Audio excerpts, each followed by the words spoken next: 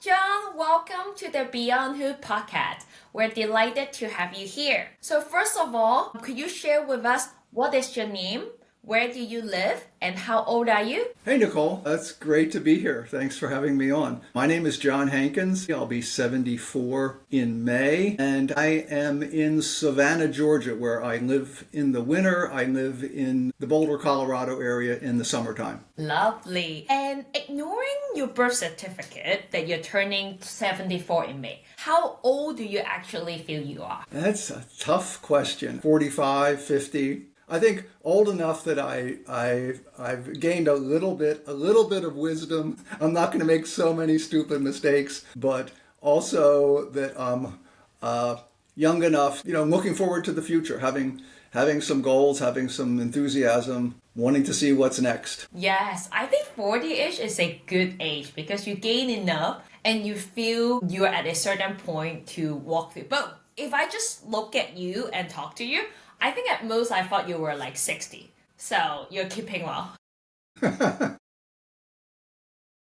So let's dive in to starting with your childhood. Where were you born and where did you grow up? And what was your childhood like? Can you share a story with us that defined who you were as a child? Sure. So I was born in Philadelphia, Pennsylvania, which is a pretty historic city in the United States. I was actually born at Pennsylvania Hospital, which was founded by Benjamin Rush, who signed the Declaration of Independence. So I always had this very kind of historical environment that I lived in. I grew up in the Philadelphia suburbs. My parents were both from the Philadelphia area. Actually, from their families were both from New Jersey, and we had some very deep roots there as well. So I always felt very connected to the Philadelphia area. In terms of a story that would define me as I grew up, I would say that on the one hand,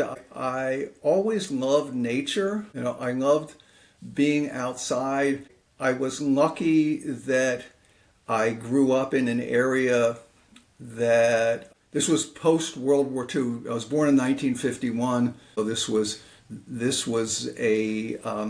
in suburbs, new subdivisions that were being built that had been farmland or forest. And so I always felt like I had access to a lot of the outdoors and really enjoyed all of that. And very early on, I really loved to ride my bicycle. And a lifelong cyclist, but that was really important to me, bicycle riding, and it gave me a sense of freedom that I could get around at an early age on my bike, and I would just take off and go. And that's me. That's a very interesting part that since you were like little until now that you're still doing the same exercise. And how about your parents? What did your parents do? And how many siblings do you have? I have an older brother and a younger sister. My parents, so they were born just before my father was born in 1916 and my mother was born in 1921. So they grew up during the Depression, and I think that had, particularly on my mother, that had a big influence on her in terms of money and material wealth that we can talk about. For my father, I think there was just more, not a huge amount, but more affluence. But it's at a certain point, and I don't really have all the dates on this, but my grandfather became a very serious alcoholic, which really influenced my father. My father never had a drink in his life, so that was a very big piece for my father. My father was also had an injury that left him with a form of epilepsy. He was during the Second World War. He was had a 4F. He was a medical deferment. He couldn't serve, and I think that really influenced me in a couple different ways. And I think it influenced my father. I think my father always felt like he he was a little bit ashamed of his not being able to be in the Army. I had numerous uncles and just his peer group. It was kind of a very much an identification of what did you do during the war? Where did you serve? Those sort of things. I mean, World War II was still a very big thing that I didn't really appreciate as I was growing up. It seemed like it was in the distant past for me, but I was born 6 years after the war ended, which is, when I look back now, that's a really short period of time. But when I was a kid, it felt like that was just complete ancient history. So that, I think, was, very influential. It also meant that my father couldn't drive a car because he had epilepsy. And that was also, for me, a very influential thing. When I look back on it now, I really wished that I had done more to appreciate my father when I was a kid, that I saw his deficits and I didn't do enough to appreciate all of the great things that he taught me. And when I look back now, he was really a very influential figure in my life. But when we're kids, all these things are just, they're just like a swirling mess in our heads, I think. My parents both worked at the Pennsylvania Railroad. That's where my father spent his entire career, was at the Pennsylvania Railroad. My parents met, they worked together, and that's where they met and got married. That was true of my grandparents and my aunt and uncle as well. So the Pennsylvania Railroad was kind of always this big thing. And you have to appreciate that even though my father didn't have, he worked in an office and had a fairly low, he was kind of a very minor department manager at one point. But the Pennsylvania Railroad in the mid-20th century America was kind of like the Microsoft of, the end of the century. This was a huge growing business that was incredibly influential in the country, and a lot of people made a lot of money investing in it, and it was viewed as a very secure place to work. It was kind of interesting because in 1970, it went bankrupt. By then there was a lot of turmoil. So your parents and your grandparents both met at the same place. It was thought of as a great place to work. I mean, my grandfather, he didn't even have a high school diploma. He was also had kind of a very low level office job there as well. Speaking of your family's history, I remember you talk about your dad got a lot into genealogy, and you discovered something very interesting about your family. Both of my parents' families had somebody in the family when I was a kid that was into genealogy. When my father retired, and he retired in 1975, he got further into genealogy and started pulling together all kinds of different material. And what I discovered was that I knew that my father's family, for instance, there was an individual, his name was Zachariah Hankins, served as a private in the Revolutionary War, that my family had been in New Jersey, settled in New Jersey, in the 1700s. Even earlier than that, William Penn, who was the founder of Philadelphia, who was this important figure in early American history, he was given land by the King of England. Not that he actually had the land to give. There were people living there already. But he was deeded this land, which became Pennsylvania, because he was a Quaker and they wanted to get him out of England. And so they gave him some land and they sent the Quakers to America. And so one of my relatives was part of William Penn's Quaker organization and came over to America in, like 1670. And both of my parents are direct descendants. This man's name was James Shin. They are both direct descendants of James Shin. And they were actually seventh or eighth cousins. They never knew that, but they had this direct line back to this important Quaker family in the New Jersey area. What was your parent reaction when they found out they were seven cousins? This is an interesting thing because I figured this out I'm sure my father must have known this, but I never heard them talking about it. I only understood this myself when I got interested in some different pieces of genealogy. This was probably like 10 years ago. And I started going through this material that my father pulled together, as well as stuff that was on Ancestry.com. I started looking at that. And I realized at one point that both of these lines kind of pointed back to this same individual, James Shin, and I started tracing it back myself, and I thought, well, this means that they're actually cousins at some level, and so I pieced that together. So I don't know that exactly how that played out between my mother and father. They were both dead by then, so I have no clue on that. It was kind of a funny thing. Got you. So we talk a little bit about your parents and their history. How about your grandparents? Do you know much about them? And there's anything like story you want to share with us with them?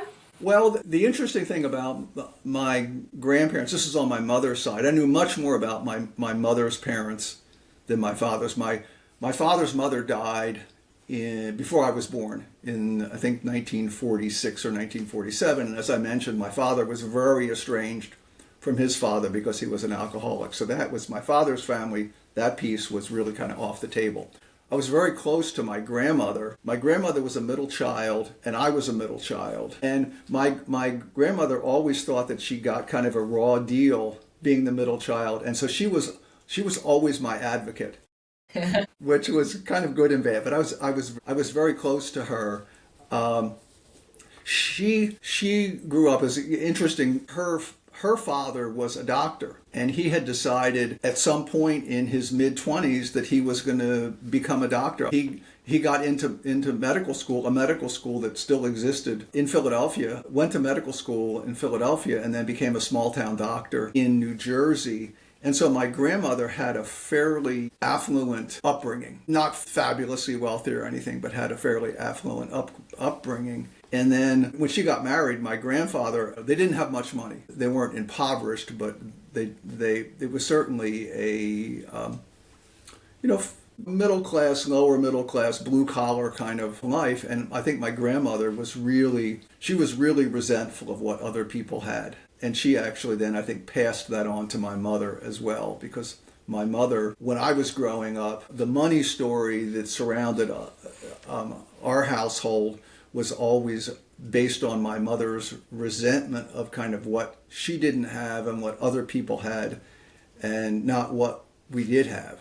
We grew up in an interesting area in terms of the school district, that it was quite a range of kind of socioeconomic status. There was some really wealthy people, and there was some really poor people, all in the same school. And I had a number of friends who were really quite wealthy, and my mother was really very resentful. And she took it that because I had these friends, that this was an expression of my own rejection of my own family.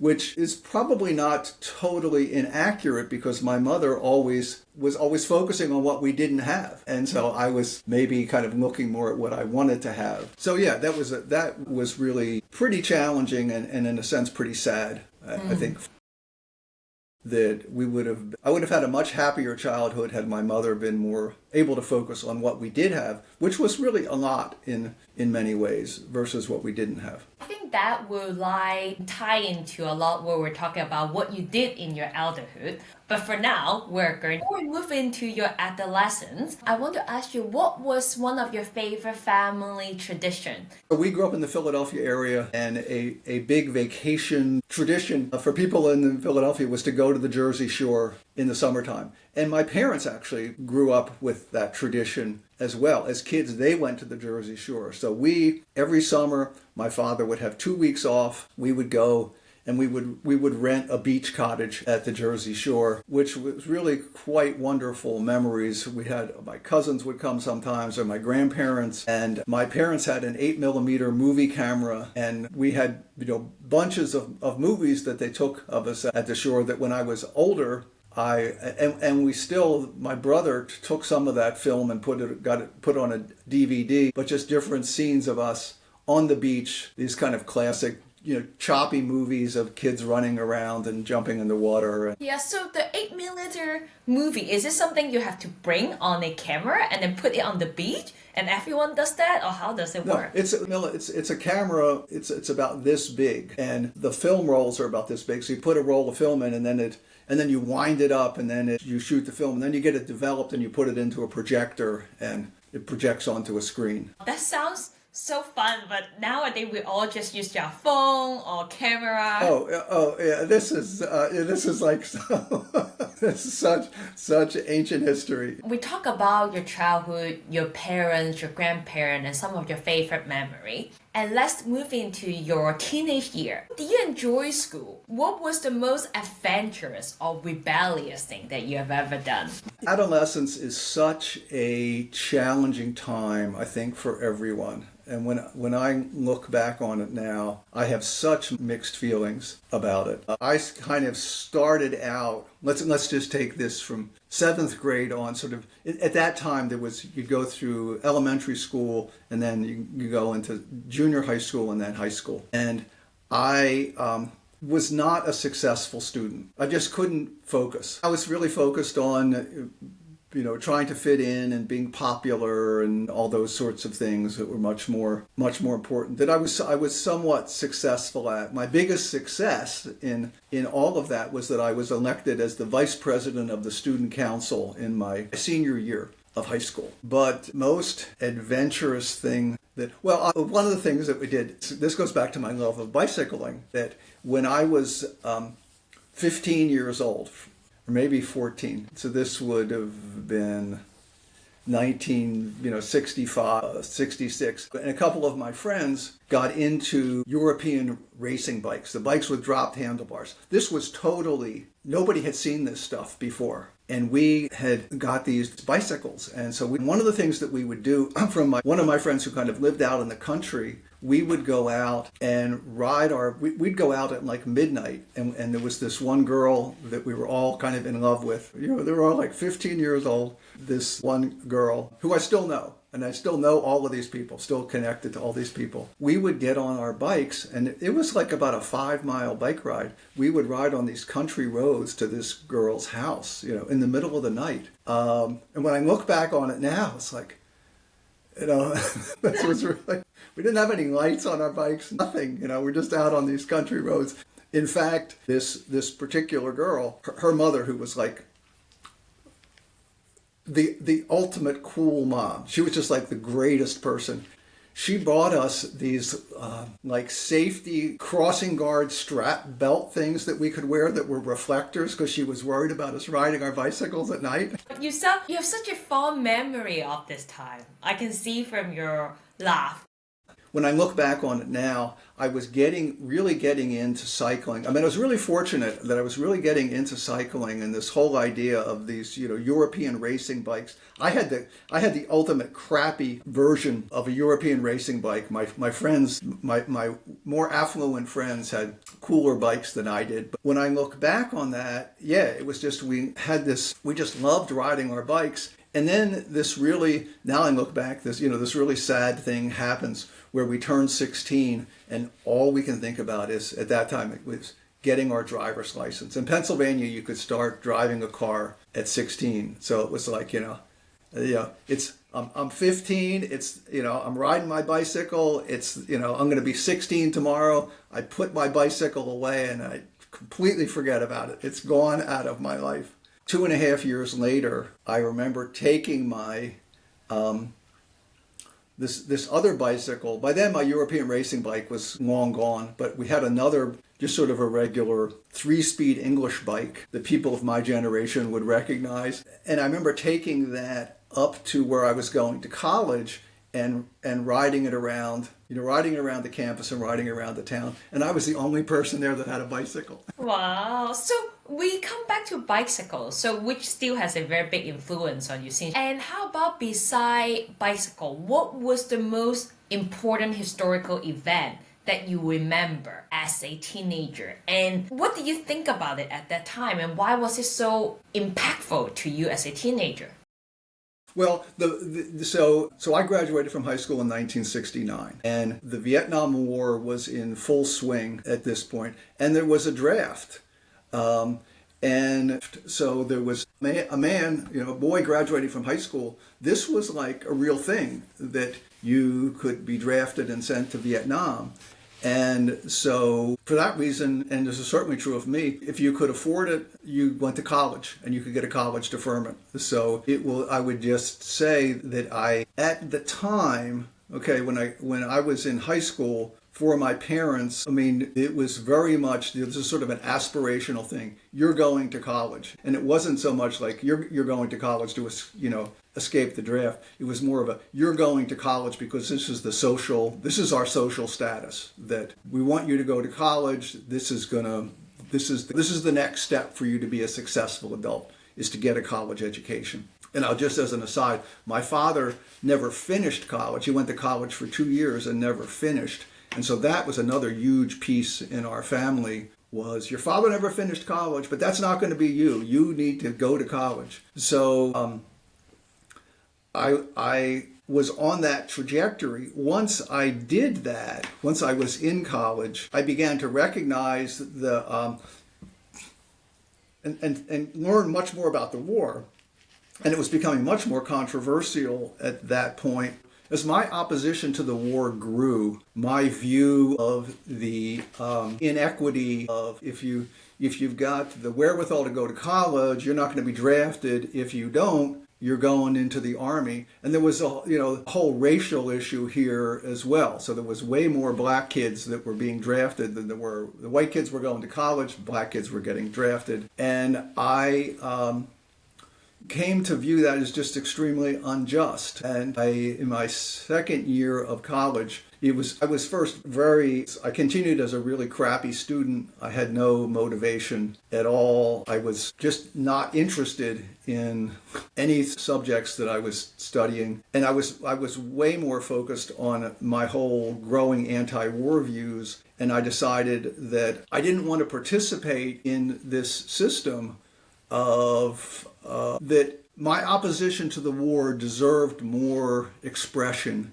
than just opting out of it by going to college. So I quit college with the idea that I was going to become a conscientious objector, so that I would take a kind of an activist position against the war, which is what I did. So before we dive into that part of your adulthood, I want to ask you one more question. In your adolescence, you have a mixed feeling about teenage year. You have some fond memory, but also some difficult time. And looking back, what would you say to your teenage self about navigating this complexity of adolescence? The biggest issue in my emotional life was that I had this girlfriend she was my girlfriend for 4 years, and she came from a really incredibly toxic family.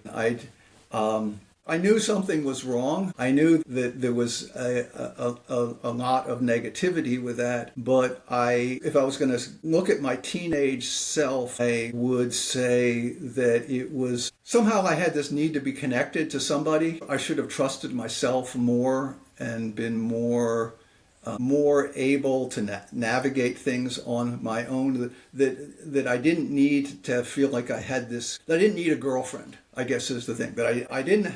That it was kind of like I couldn't make it on my own. I didn't trust my parents at that point. I didn't have a close relationship with my siblings, and I couldn't make it on my own. And I needed a girlfriend to complete me in some way. And that was a really, really kind of fatal error on my part. That really took me quite a long time in my adulthood to kind of resolve. I carried a lot of baggage from that. I think that's really resonate, even when you said that about, you didn't need a girlfriend. Or I think a lot of the time nowadays, teenager as well, they maybe not in a relationship, but more into like social media. Looking back, teenage year could be very tough, and having someone to remind you that you can do it on your own is actually really important as well. So now we're going to dive into your adult. You were mentioning that in college you were having this anti-war feelings and then you quit. So then what happened? What path did you choose and how did it evolve for you? When I was going to go to college, I had always had this idea that I was going to go get an engineering degree. And I was actually accepted into an engineering program. But when it came time for me to go to college, I decided I wasn't going to do that. And I went off to a small state college that basically trained teachers. I didn't have any interest in being a teacher. Again, I was just going to college, just going somewhere. I wanted to get away, that was sort of part of it. But I also thought about that being an engineer, that whole thing didn't feel right, and I got more and more into that I wanted to do something with people. I wanted to do something that kind of connected with people and gave back to people. And then when I went through this whole conscientious objector piece, that was really a requirement to be in a service job. And so that's the path that I went down, and I got very involved then so I quit college, and then I went through a series of jobs where I was working in different community mental health programs and working with people with intellectual handicaps. And then I went back to college. I went back to school part-time and finally finished my degree, really focused on that kind of work. And ultimately, I spent a number of years working with people that were being brought back into the community that had been in state mental hospitals for, maybe 10, 20, 30 years. And so they were being moved back into, it was this whole idea of what was it then at that time called deinstitutionalization, and bringing them back into the community and trying to structure services in the community to support them, which is pretty challenging. All of that doesn't exist. The state mental hospitals are largely much smaller institutions than they were at the time. Now we see homeless people, kind of the upshot of some of that. But so that became my focus. And then I went and I got a graduate degree in social work, and then I was accepted into a PhD program in social work as well. So that was really my focus at the time, was very strongly in that direction. We're saying that you were in social work and then you did go back to private sector. And that was something that for the many years you were in IT businesses. So how do you make that switch? And how does it impact you in terms of your money view and finance? Started in graduate school when I was 28 years old. And this is 1978, 1979. Computers are, they're kind of this exotic thing. And I started in graduate school, and the school that I was at had just gotten a new computer, and I was interested in this, and so I went to a couple of workshops and just got kind of pulled into this from the research end. So now I'm in a graduate program where research is a thing.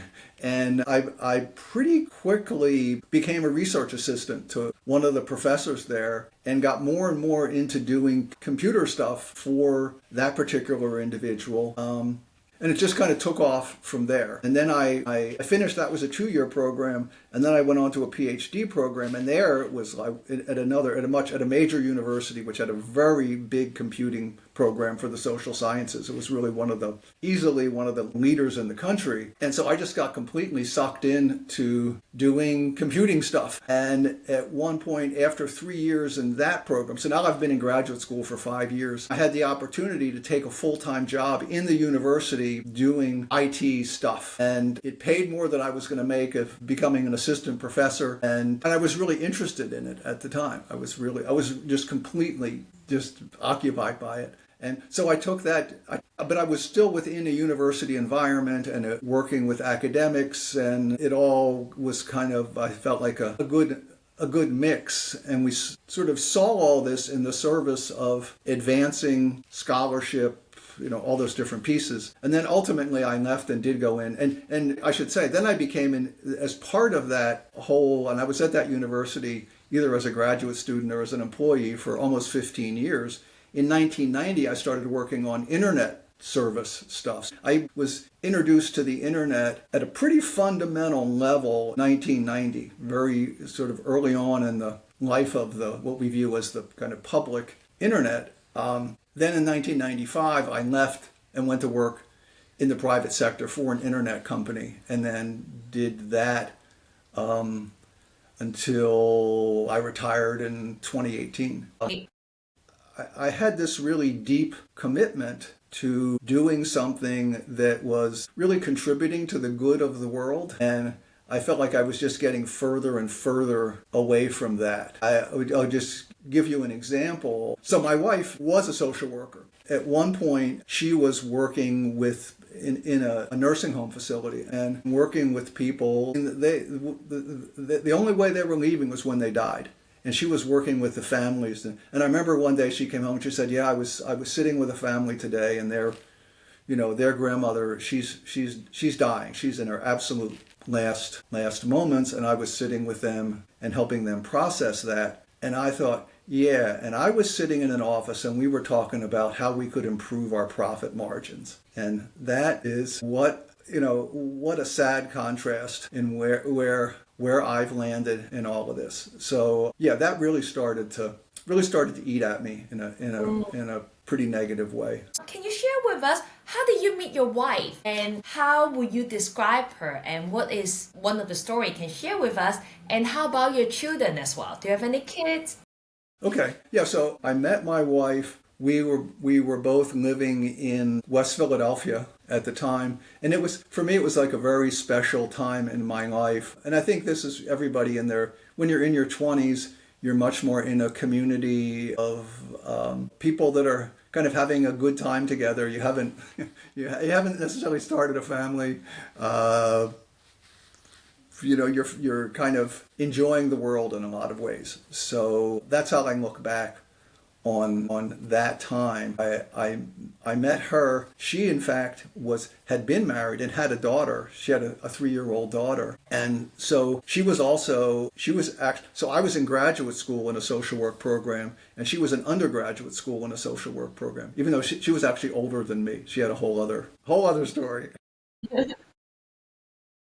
So we were both very focused on this same, what did we want to do? We continue to have very similar political views, what we support. For me, she has been a constant source of understanding my values. She's a constant reminder of what our values are and how we need to live our values, not just talk about them, but how we need to live our values. So we have 2 children now. So we have I was raised my stepdaughter, who I've always hated that term, my daughter, and then we had a child together. So we have 2 children that are now, my youngest is 40 and the older is 47, and we have 2 grandchildren as well. And so we're very close with all of them. And both of my daughters, one is a teacher and the other she's worked in nonprofits. And my wife is a social worker. She retired as a social worker. Whenever I would talk about my own disappointment in myself as far as the path that I took, which did have a lot of financial benefits for us, they all always tell me, well, because you were earning money, so we could do we could express the values of our family, but we were able to do that because we didn't have to be as focused on money as we might have needed to have been. So I feel like they're all a solid expression of, if I was going to talk about how kids could turn out, that's how I wanted my family to be. That I'm very happy with and proud of how that's, all the work that they've done. So it's kind of like family teamwork. They have a balance with value monetary. Yeah. And both of your daughter works in the serving industry, as you mentioned. What are your daughter's names? For each of them, do you have a specific story that you want to share that reminds you of why they're special? My older daughter, that's Sarah, when she graduated from college, she went off. She actually worked in the advertising industry for a while and then decided that she wanted to be a teacher, and then went back to graduate school and got a teaching certificate and a master's degree. She's really done a lot. But one of the things that she did was that she teaches in a very wealthy school district, but she worked for 10 years in the elementary school in that school district that was the poorest school. A lot of kids from families that had immigrated here from Mexico, South America. So parents didn't necessarily speak English, and just a very challenged population to work with. And she worked there for 10 years and really gave a lot of herself in that role, and I'm extremely proud of what she did there. My younger daughter's a lesbian, married to a woman. She's been married to a woman for the past 5 years. Her name is Jessie, and she worked for several years in a program that was basically an advocacy program for gay and lesbian youth. So she would, and she worked in an area that had pretty liberal values, but she would basically be the person who would be showing up at the high school and say, "Hi, I'm here to help you start a after-school club for your gay and lesbian youth." And I would joke and say, well, there's some places where you do that, people would want to come and shoot you. That really, that there could be some, really negative responses to that. So she's done work in that area for quite a long time as well. They've been really challenged at times in the work that they do, but they've kept at it. I can see that your family and your adulthood, like failure, is something very important to you in terms of serving and doing work that you mentioned before, like bringing good to people. So that is a good point to switch into your elderhood. That now that in your later stage of life, I understand at age 63, a significant health event occurred to you. Can you share with us what happened? What was that story? So this is a continuation of my story of doing, I'm this IT guy, I'm making a very nice salary, but this other half of me is saying, what are you doing? Where are you going? So coincidentally, I had a friend who had kidney disease, and he was on this trajectory where he was going to need a kidney transplant. I decided, after giving it some thought, that I would be a kidney donor. I would donate my kidney. I really saw this as, I could do this thing for my friend, and this would be a thing that would, a sacrifice kind of on my part, a thing that I was willing to do that would kind of even the score, that I would be giving back. And I wanted to do it in a very private way, because I didn't want there to be, I'm enhancing my reputation. People are going to perceive me in this different way because I'm this guy that's donating this kidney. I didn't want anybody to know that I was doing this. I just wanted this to be something that I did and that I was processing. And so I got into this program where he was being treated to donate a kidney. And I started going, it's a big evaluation process. It takes like a month. And so I'm going through the process, and they're doing some tests and different things. And then they came back and they said, his sister is also volunteered to be a donor, and she's a better match than you are. But we have a program that's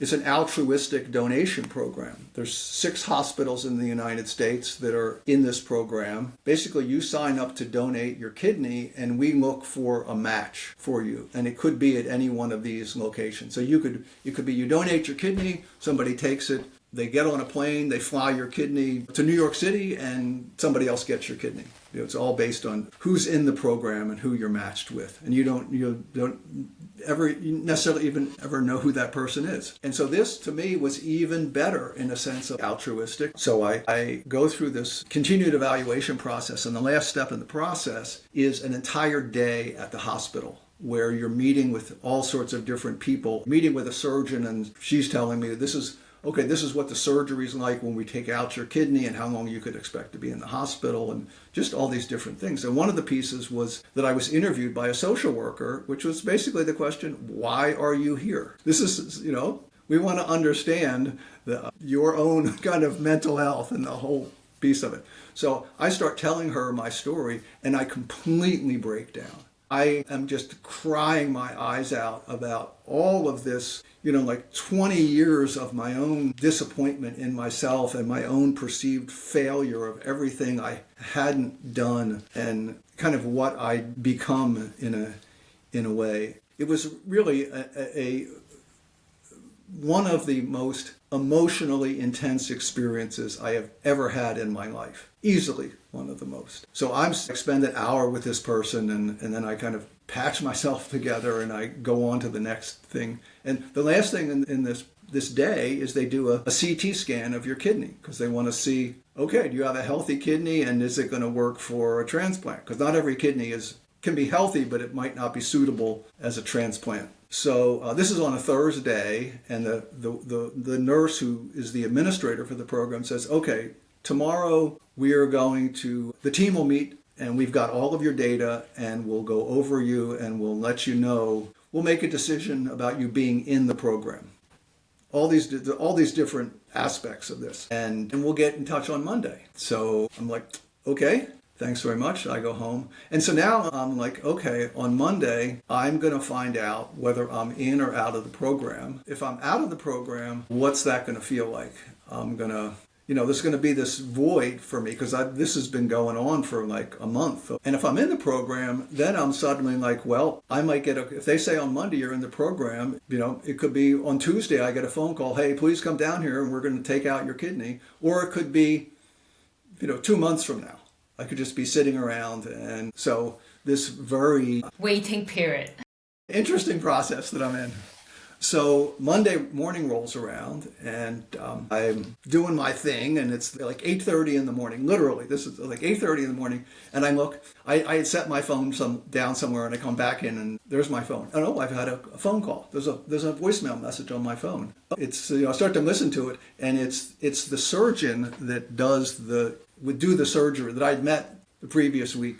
And the first thing is like, why is this surgeon calling me? This is, I would expect the administrator for the program. And so she's like, oh, hi, Mr. Hankins. We went through your CT scan and we have some important and troubling news for you your CT scan shows that you could have a potentially very serious form of lymphoma and you need to start immediate evaluation for this. I've already spoken to your primary care doctor this morning and she's expecting your call. And I'm like, what is, she's already talked to my primary care. I mean, people don't do this at 8 o'clock on a Monday morning. And so I'm just like overwhelmed. It doesn't even begin to describe it. It went from being you were about to donate to you now have sounds like a quite significant health issue that you have to face. I felt like I was just whipped, I'm over here and suddenly I'm just like over there. I couldn't have been more turned around.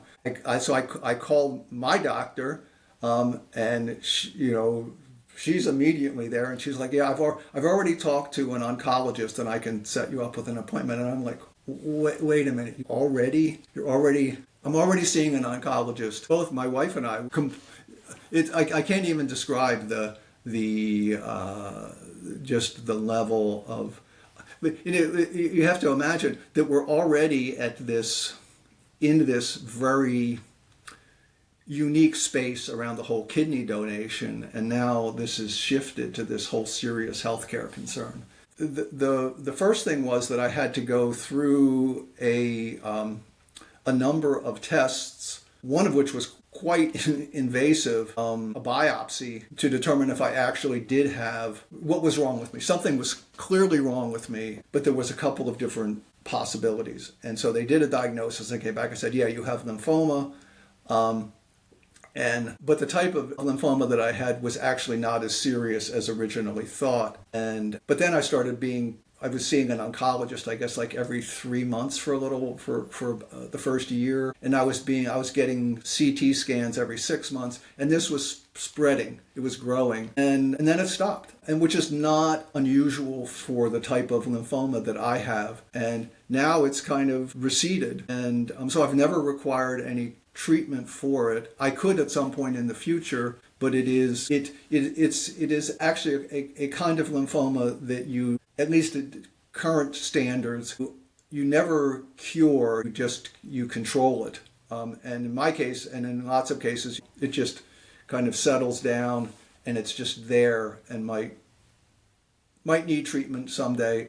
It might not. So it had a enormous psychological impact on me, but in terms of my actual physical functioning and healthcare, it had no real impact in that sense. Wow, that sounds such a roller coaster story because you went from wanting to be a giver, donor, to be worrying about actually I could be a recipient if this doesn't go well. And I think it was also because you were doing something good and you might have never known about this health issue if you weren't donating your kidney. Did you retire, or because I know you didn't believe in retirement, so you reinvented yourself into doing something else now? So what was that story? What do you do now? At that point, when I discovered, that I couldn't be a kidney donor, then I decided that I was going to, I was really going to find something that I could do that had meaning for me, even though I was still working. So I started volunteering with an organization that supported people living with HIV and AIDS. And I became and I'm still am very involved with that organization. I was there on their board for 6 years and served as treasurer, and I'm still on their finance committee. I do food deliveries as well when we're back in Colorado. So that got me back into working in the whole nonprofit area. And eventually in 2018, I did retire. For a bunch of different reasons. I was, almost 67, and I decided it was time for me to be doing something different. And I actually began working in an organization where I could volunteer for different projects with different nonprofits that were all kind of business oriented. And I had always, in my work, it's always had a more of a business focus than a technology focus, and I was always had some financial responsibilities. At one point, back when I was working at a university, I was basically the budget director for the Academic Computing Center, and I managed like a $20 million budget. So I'd always had lots to do with money stuff. I started working with smaller nonprofits around doing financial project work for them. Like, okay, here's a nonprofit and they need somebody to help them. They just got a big grant and they need somebody to help them build a budget and set up some management systems. And so I started doing that work, and I was really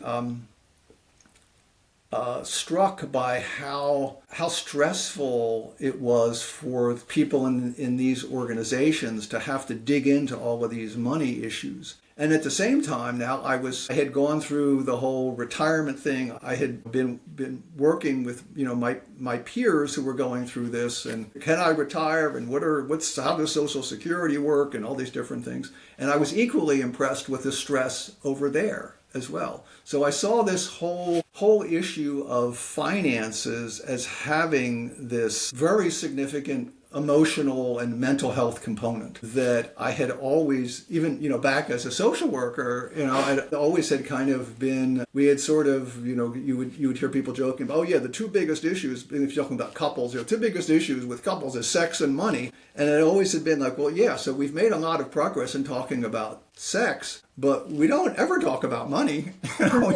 We kind of live in this space where it's sort of taboo to talk about money. And so that was now, especially when I was working with these nonprofit organizations, I became very direct. I had a couple of organizations who I worked with where it was very much this kind of therapeutic thing of, like I was saying, this is going to be okay for you. You've got this, you're responsible for this $500,000 budget, but you can do this. And I want to get you to a spot where you're not afraid to look at your financial statements. So I would say to my friends, yeah, I'm doing this volunteer work and I feel like I'm their therapist sometimes. And this is a joke I was making. So then it's a normal day. I sit down and I get out the New York Times, the Sunday New York Times, which I read every Sunday religiously, especially the business section. And I get out the Sunday New York Times, I'm looking at the business section, and on the front page of the business section is an article about financial therapy. You could have just knocked me over with a feather. I was like, what is this? And I just was completely captivated. I need to know about this. This is where I want to live. And so I said, here's the Financial Therapy Association. So I looked this up. I go to the Financial Therapy Association website. This was, I would say, within 2 weeks of reading that article, I had joined the Financial Therapy Association. I just want to learn. I just want to see what this is all about. I cast myself as a student member. I could join as a student member for $50. And so I said, yeah, this is cool.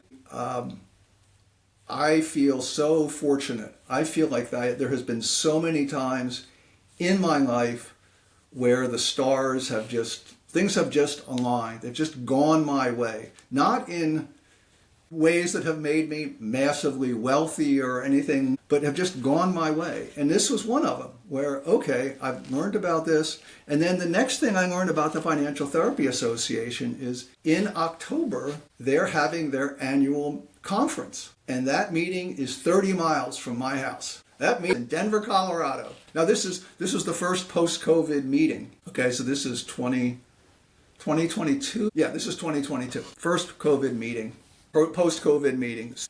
And I look at it and they have a student price because it was like $500, which is pretty expensive for somebody who just is interested in, and if I want to find out. And they had like, $150 for a student. So I wrote to the administrator and said, here's my deal. Can I get the student rate? They said, yeah, fine, cool. So I go to this financial therapy conference and I'm getting into this. And that was in early October. And I decided I'm going to do this. I'm going to become a financial therapist. And the fact that I had this social work degree and some different experience, I could meet their qualifications. It's a little bit of a stretch. I'm sure they haven't got people that are in their 70s that are knocking on the door saying, I want to be a financial therapist, but I'm going to do this. And I remember I went to this meeting with these friends of mine and I kind of announced this. Oh, I'm going to do this thing, which was kind of risky. I want to apply to become a certified financial therapist. So this is more studying and another test and submitting a bunch of things. And so I go through all this stuff. So now I've got this, I'm a licensed social worker and a certified financial therapist, and I'm ready to go. And again, the things line up for me that I'm on this. So I'm a member of the Financial Therapy Association, and I volunteer to be on a committee. I'm ready to go, right, with this. I'm looking for somewhere. I want to go be a financial therapist. I have no clue what's next. And I go to this very first committee meeting, okay, online, just like you and I were online. And so people are introducing, there's like 5 people on the call, and people are introducing themselves. And I think I had been looking at who are financial therapists in my area or were there any opportunities. Well, I get on this call. One of the people in my area is on the call. And so I send her... really aligning for you. Yeah, I send her a chat. Hey, can I talk to you? Can I give you a call a little later today? Do you have a minute to chat?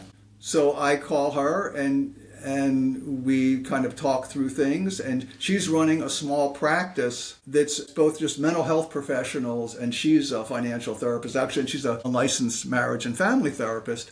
And so I join her practice, and I set myself up, and I start to see people as a financial therapist. And there I am. Well, and that's what I'm doing. Now I'm on the board of the Financial Therapy Association as well. And it's very inspirational to hear that you reinvented yourself into something that you combine both your experience in finance and your purpose of serving people in a social way as well. And that will lead us to the last part of the podcast, which is going beyond elderhood. So now, looking back, reviewing, sharing your story, what would you say is your greatest success in your life and your challenge in life? I feel incredibly fortunate to have just been able to find this path. And I mean, if you'd have asked me 5 years ago tell me about yourself 5 years from now, it wouldn't have been anything. This is totally not even remotely on the radar screen. I'm just interested in what's out in the world. And it's kind of an equation in a sense of I've had all of these different positive things happen, and now I have this chance to give something back. And that the giving back becomes much more meaningful when you're looking back at all the stuff you can be thankful for, versus when I was 20 years old and said, I want to do something good in the world. I wasn't thankful.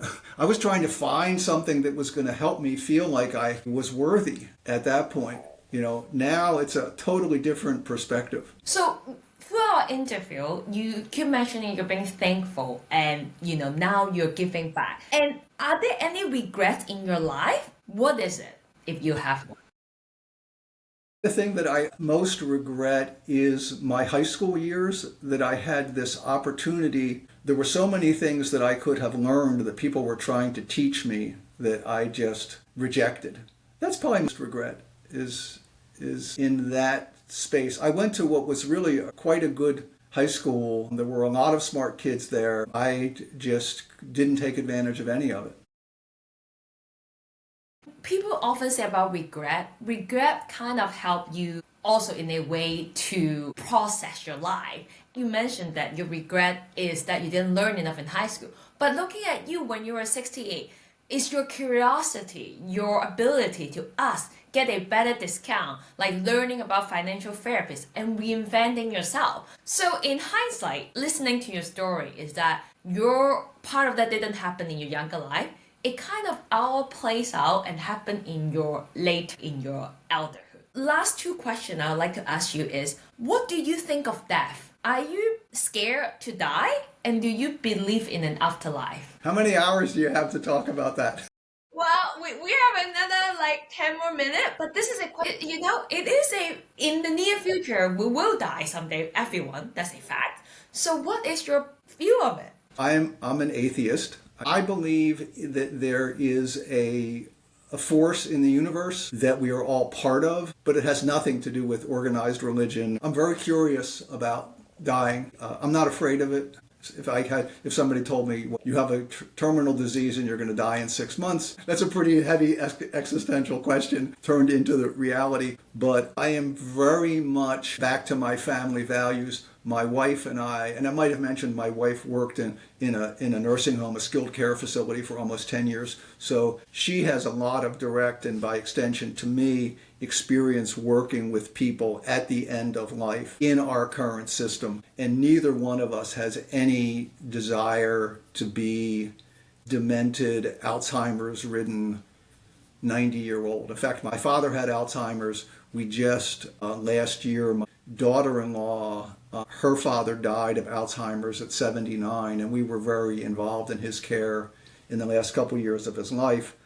I think part of your question there has to be, I think you have to ask yourself, what do you want the end of your life to be like? And I know what I don't want it to be like, and that is someone who has lost all of their faculties and is an economic and emotional burden to the rest of their family, that I will not let that happen to me. I completely believe in the individual autonomy to when you want to end your life. When is the right time to end your life? I really strongly believe in that autonomy, or right to die. How you execute that, if somebody gives you, you find out that you have Alzheimer's and things are only going to get worse, exactly how you exercise that autonomy, I think is a really, really challenging moral and legal question, but that's where I'm at. Got you. You mentioned is very, very, very important. Is everyone at some point will be afraid to die. But it's about how you choose what you're gonna do at the end of it. That was a very powerful message that you shared.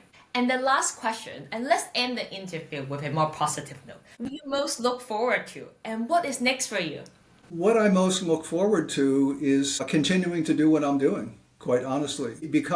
Getting better at this, getting more experience, being able to help people in the best way that I can, being my best self in my role as a financial therapist. I want to do this for the next 10 years. I want this to be I only want to do it part-time. I also look forward to being able to dial in the amount of leisure time and things that my wife and I can do together, and really the great life we have between living in the summers in Colorado and in the winters in Savannah, Georgia. Looking forward to continuing to improve on the current setup. That is a good end to our interview. Thank you very much for being on the Beyond Who podcast, John. Nicole, thank you. I really enjoyed it.